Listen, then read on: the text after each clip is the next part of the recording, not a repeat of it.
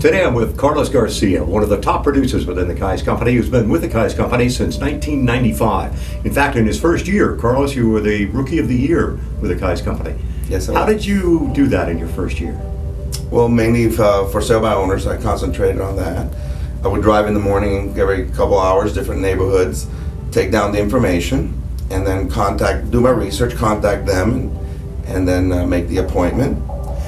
I remember one time Carlos and I talked shortly after he became Rookie of the Year. He told me something that was very interesting. In fact, it was kind of off the slant a little bit, that you didn't want to deal with your spheres of influence because you wanted to make it on your own, so to speak. You were very successful in another field before that, weren't you? Right, well, it was a 20-year business, electrical family business, electrical industry. And it was me and my brothers. My father had originally started it. And then, we sold the company, we merged it. And I didn't have anything to do, so I went ahead and decided to take the real estate course. And I joined Kais in October of '95. Then I went ahead and went after the for sale by owners. I'd never knocked on doors. I didn't like the cold calling. So basically I called and I already knew what I was, talking to them about their residence, made the appointment. And the first year I was able to do like 24 for sale by owners mainly. Fantastic. You right now are approaching $500 million in volume, I know. How do you sustain that over the years, over the 15 years? How can you keep yourself motivated all the time? Well, you develop a business plan and you monitor that. It's very important to monitor that every 2 or 3 weeks, at least once a month. Have a business plan with some timelines and some goals that you can achieve, and then you start farming, which I started many years ago. Today I have like 10,000 homes in my farm. Attribute maybe a certain percentage from that. I don't try to put all my eggs in one basket. I have farming, I have FSBOs, I have expireds, I do relocation, I do some REOs, I'm now doing short sales, so it balances out. And if something comes out the wayside, then you still have the other business units coming in. And today I'm enjoying a lot of referrals and people that refer to me, but I still prospect as it's very important to continue your prospecting. If you don't, the referrals start to dry up very quickly. Right. When you first started, I know you were Rookie of the Year in your first year, but can you think back to any mistakes that you feel you might have made that you could tell us about that might help new associates avoid those mistakes? Well, most of the new associates go after their family and they go after their sphere of influence, and they don't concentrate on prospecting people that you don't know. Mm-hmm. So it's important that they go ahead and do business with people that know them, but it's important for them to go out and prospect people that don't know. And to do that, they need to take the Kais training, all the courses that are offered by Kais, by the Board of Realtors, try to get their GRI, be the best in their field. To me, that was very important at the beginning, and I got my GRI within the first year. That was part of my goal. And then within the second year, I got my CRS. It did entail a lot of traveling, a lot of commitment, okay, and at the same time continue doing business. Share with everybody, if you will, Carlos, exactly what those designations imply.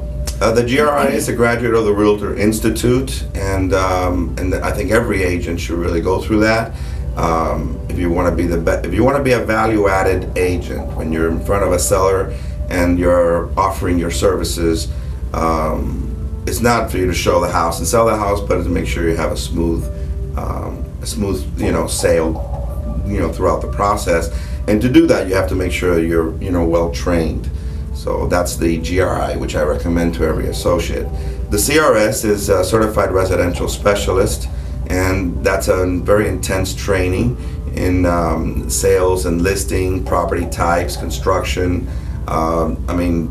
budget, business plans. Everything is covered in the CRS, and I do recommend. Only 4% of the agents, as you know, are in the nation have CRS representation. So when you're in front of a seller and you show them that you have reached the highest level of education in your field, then you gain more respect from them. When we first started the technology aspect of real estate back in the early 90s, Carlos, you weren't actually in the business when it first started in 1992. But 3 years later, I remember that most associates were almost in a feeling of trepidation, that they were afraid that the technology aspect, computers and such, were really going to harm the industry. And I know from the very beginning you embraced it. I mean, you just took off with technology. I mean, that's been a major part of your career throughout your entire life. I mean, your real estate life. Absolutely, I think that you outsource to good. You establish good vendors. You outsource everything that you have to do. Minimize your operating expense. I think that the internet, of course, I saw that was going to be something that we would embrace. Everybody would use. I launched my own website, soldhome.com, and today everybody has been after me to buy the name, which I'm not going to sell. So I've, of course, throughout the years, I've registered .net, .biz, .us, so nobody can have the soldhome.com. And I also have a Spanish version of soldhome.com. Carlos, what advice would you give to a new associate that would like to become you? Well, it's easy to become me. You gotta work hard. At the beginning, I used to work, I was used to working 90 hours a week, so, working 100 hours a week was not a problem for me, or 120 hours. And in the beginning, I would do everything. I would work with every buyer, I would get whatever listing. I would, my original vision was to go into commercial real estate, and Kai's to me, was always a respected name. So I knew I wanted to join Kai's from the beginning, even when I interviewed with the other agencies. But of course I do, 85% of my business is residential and 15 is commercial, and Kai's does allow you to do commercial real estate, which many other firms do not. And they offer good training. So I think you need to train yourself, have a plan that you can work and live with. Make sure you have at least 6 months reserves. You're not going to get paid on the 15th or the 1st. So you have to have a lot of discipline in your personal finance. You have to have family support. I did have that. All my kids I would put them on roller skates, and they would go out and deliver the just listed postcards. I thought they hated that. Then when they were older, they said, "Dad, we love that." Anyway, they would do that, and my mother-in-law, and everybody would pick up phone numbers from all the for sale by owners, signs that they saw where they were picking up my kids to and from school, and everybody was very cooperative, and everybody helped me. So the family support is so important. You can't have a financial strain when you're going into real estate.